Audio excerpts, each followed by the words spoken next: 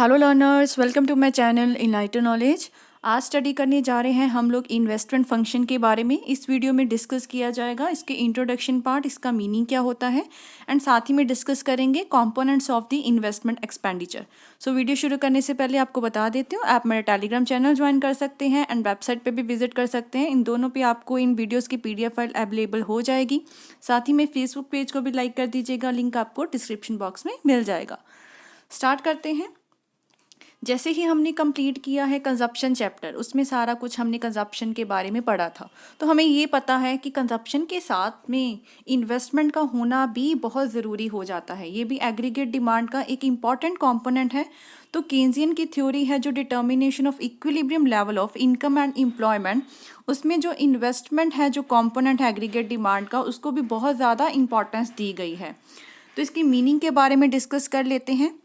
हम हमेशा इन्वेस्टमेंट को किस तरीके से समझते हैं कि निवेश इसीलिए करना कि ताकि हमें कल को ज़्यादा से ज़्यादा प्रॉफिट हो सके। तो इसमें निवेश भी दो तरीके का हो सकता है। तो केन्स ने उसके बारे में हमें बताया है। ऑर्डिनरी अगर हम बात करें, इन्वेस्टमेंट का मतलब होता है कि कोई अलग अलग शेयर्स खरीद लेना, स्टॉक्स खरीद लेना, या फिर किसी कैपिटल में इन्वेस्ट कर देना ताकि हमें बाद में उससे ज़्यादा से ज़्यादा इनकम जनरेट हो सके। लेकिन केन्स ने इस टर्म को यूज़ किया है एक स्पेशल मीनिंग से। उसके अकॉर्डिंग, केन्स के अकॉर्डिंग क्या होता है कि एक जो इंसान है वो अपने रिसोर्सेज को दो तरीके से इन्वेस्ट कर सकता है। या तो कैसे, या तो वो शेयर्स या स्टॉक्स खरीद ले जो उसकी एग्जिस्टिंग कंपनी है, या फिर वो क्या कर सकता है, और या शेयर वो स्टॉक खरीद ले उस किसी ओल्ड कंपनी की, या कोई ओल्ड कंपनी को बाय कर ले, उसमें निवेश कर दे। तो एक तो ये तरीका हो गया। Second one is he may invest his wealth in buying new machines, कि वो इन्वेस्टमेंट कर सकता है कोई नई मशीन्स को खरीदने के लिए, कोई नई फैक्ट्री को सेटअप करने के लिए, नई कंपनी को प्रमोट करने के लिए। बहुत सारी चीज़ें हो सकती हैं इसमें। जो इन्वेस्टमेंट हमने पहले पढ़ी है, देखो कि शेयर्स में लगा देना पैसा, स्टॉक में लगा देना, उससे कोई इकॉनमी को फ़ायदा थोड़ी होगा, उससे एक इंडिविजुअल को फ़ायदा होगा ना। अगर मैं किसी शेयर्स में पैसा लगा रही हूँ, शेयर बढ़ गया, मार्केट बढ़ गई, प्रॉफिट मुझे हुआ, तो इससे इकॉनमी को कोई फ़ायदा नहीं होगा। तो जो पहले वाला है उसका कोई इफेक्ट नहीं मिलेगा हमें टोटल एम्प्लॉयमेंट पे, या इसका कोई इफेक्ट नहीं है हमारी इकोनॉमिक पॉइंट ऑफ व्यू से। ये काइंड जी इन्वेस्टमेंट की हमने जो पढ़ी है, ये सिर्फ इंडिविजुअल पॉइंट ऑफ व्यू से अच्छा माना जाता है, ना कि सोशल पॉइंट ऑफ व्यू से। यहाँ पे एग्जाम्पल भी दे रखी है। सपोज करो राम के पास 1 लाख रुपए के शेयर हैं उसकी कंपनी के। अगर मोहन ने वो सारे शेयर राम से खरीद लिए, तो इसका मतलब मोहन ने इन्वेस्टमेंट की, क्योंकि उसने शेयर में निवेश किया है। इस रिजल्ट में क्या हुआ, हमने शेयर की ट्रांसफरेंस की है, ना कि कोई हमारी टोटल इन्वेस्टमेंट बढ़ी है सोसाइटी से रिलेटेड। तो इस तरीके को हम लोग क्या कहते हैं, फाइनेंशियल ट्रांजैक्शन, और केन्स ने इसको ट्रीट किया है एज अ फाइनेंशियल इन्वेस्टमेंट का नाम दिया है, जिससे कोई प्रोडक्शन कैपेसिटी नहीं इंक्रीज हुई है, कोई एडिशन नहीं हुई हमारी कैपिटल स्टॉक ऑफ इकोनॉमी में।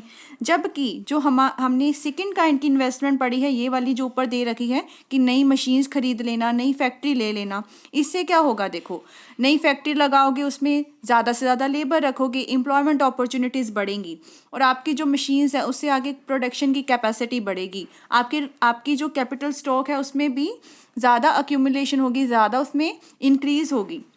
तो इससे हम एम्प्लॉयमेंट अपॉर्चुनिटीज़ को भी जनरेट कर सकते हैं, और एग्जिस्टिंग कैपिटल जो स्टॉक है इकॉनमी का, उसमें भी कुछ ना कुछ एडअप हो सकता है कि कई नई मशीन वगैरह खरीद ली, ये सारा कुछ है।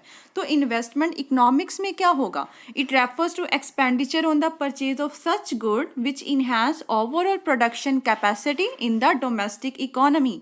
मतलब निवेश ऐसी चीज़ होती है, ऐसा खर्चा करना ताकि प्रोडक्शन कैपेसिटी बढ़ सके आपकी डोमेस्टिक इकोनॉमी में।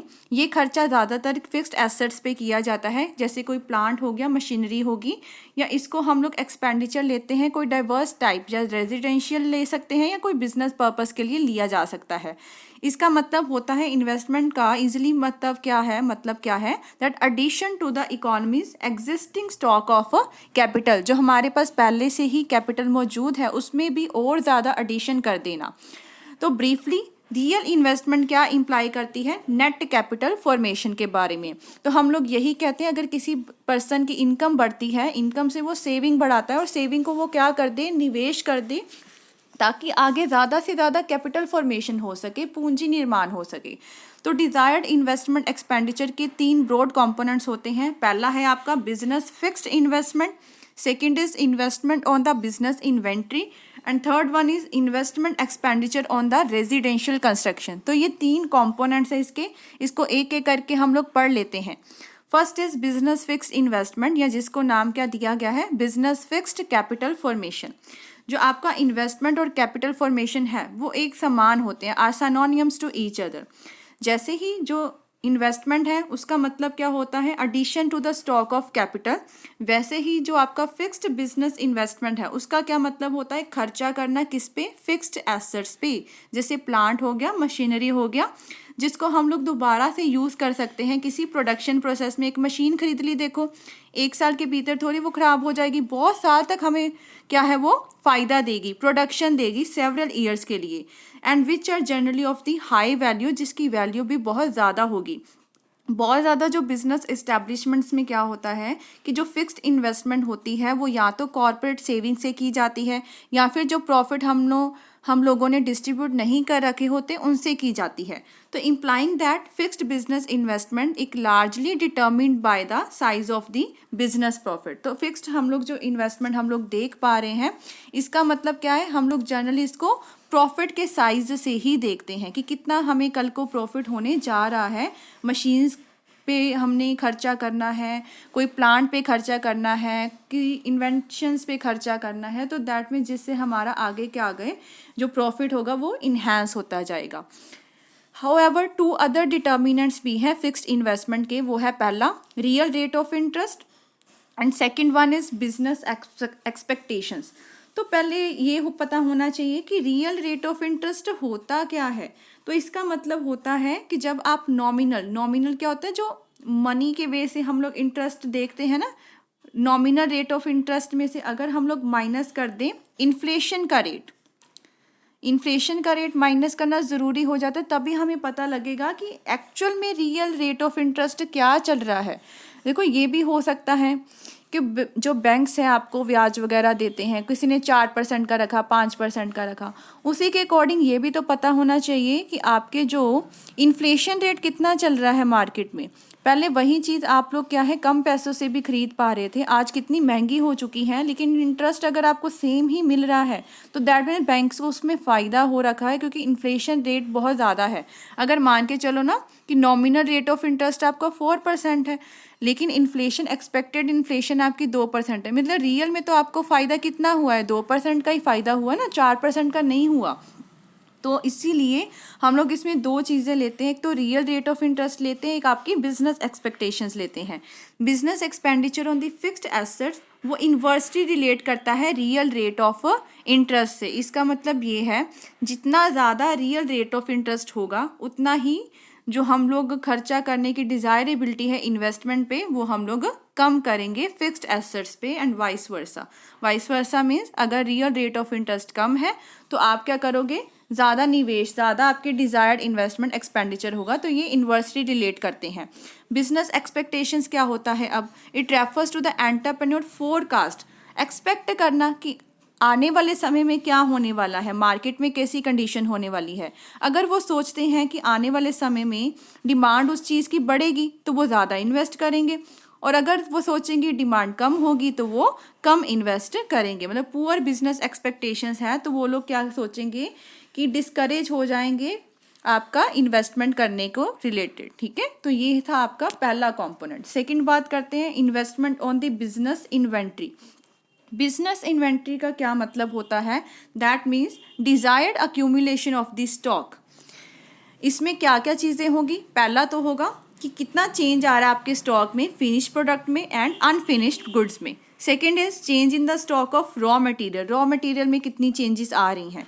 तो डिजायर्ड इन्वेस्टमेंट एक्सपेंडिचर जो कि इन्वेंट्री अक्यूमुलेशन पे है is often very small compare to the fixed business investment. मतलब जो हमने पहले वाला कंपोनेंट पढ़ा उससे बहुत कम होती है, लेकिन इसकी भी इंपॉर्टेंस होती है आपकी इन्वेस्टमेंट एक्सपेंडिचर में।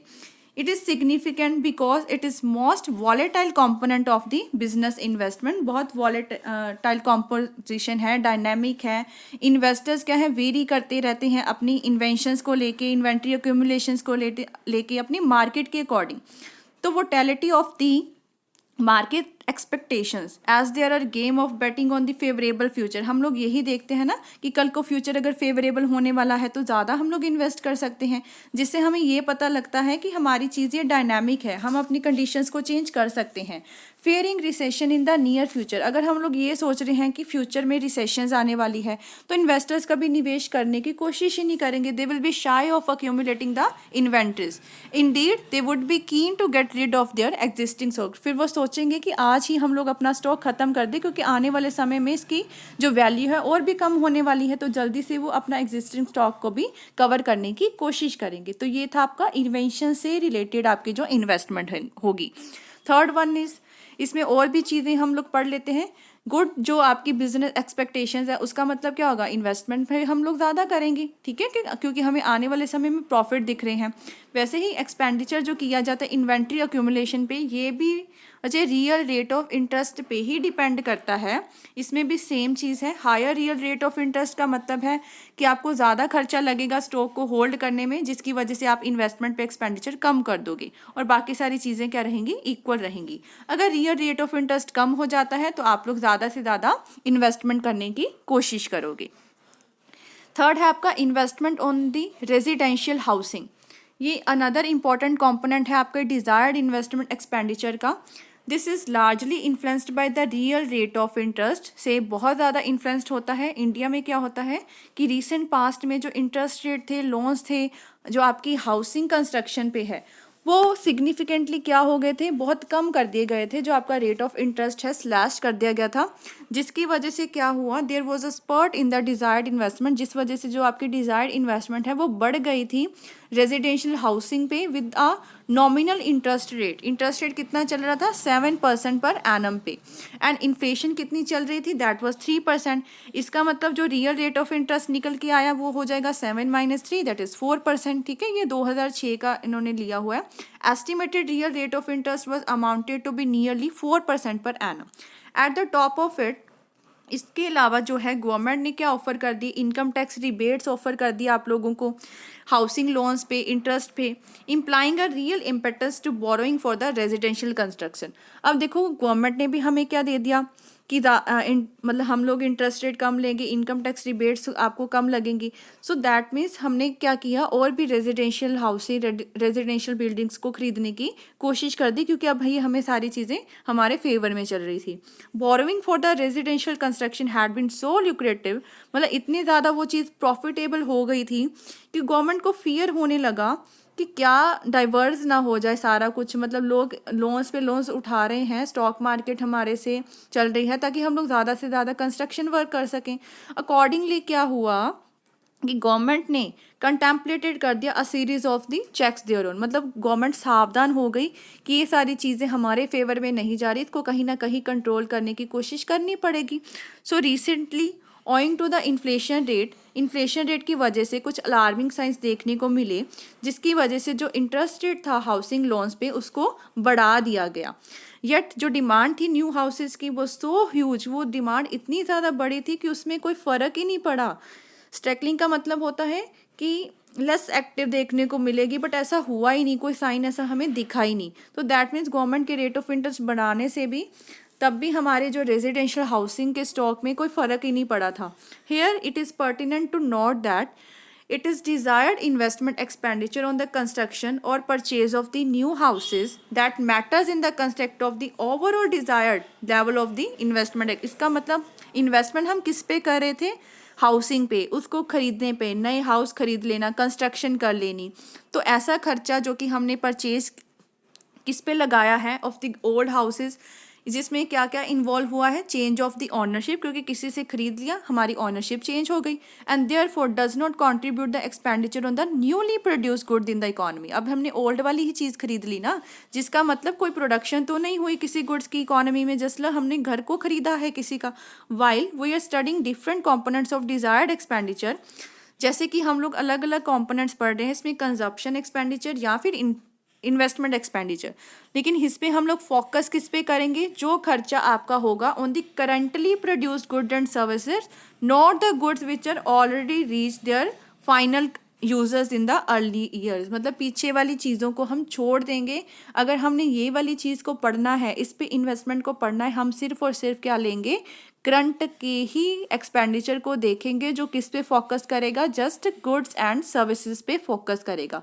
तो ये थर्ड पॉइंट था आपका रेजिडेंशियल हाउसिंग वाला। जो तो ये 3 कंपोनेंट्स है इसमें इन्वेस्टमेंट के, ये आपका बेसिक है, आप रीड आउट कर लीजिएगा। जो आपके आने वाले टॉपिक्स होंगे वो इससे ज़्यादा कुछ इंपॉर्टेंट होंगे आपके एग्जाम पॉइंट ऑफ व्यू से। तो आई होप आपको लेक्चर क्लियर हो गया होगा। अगर वीडियो हेल्पफुल लगी हो, इस चैनल को ज़रूर सब्सक्राइब कीजिए, like share and comment and press the bell icon, ताकि हर वीडियो की नोटिफिकेशन आपको टाइम टू टाइम मिलती रहे। Thank you.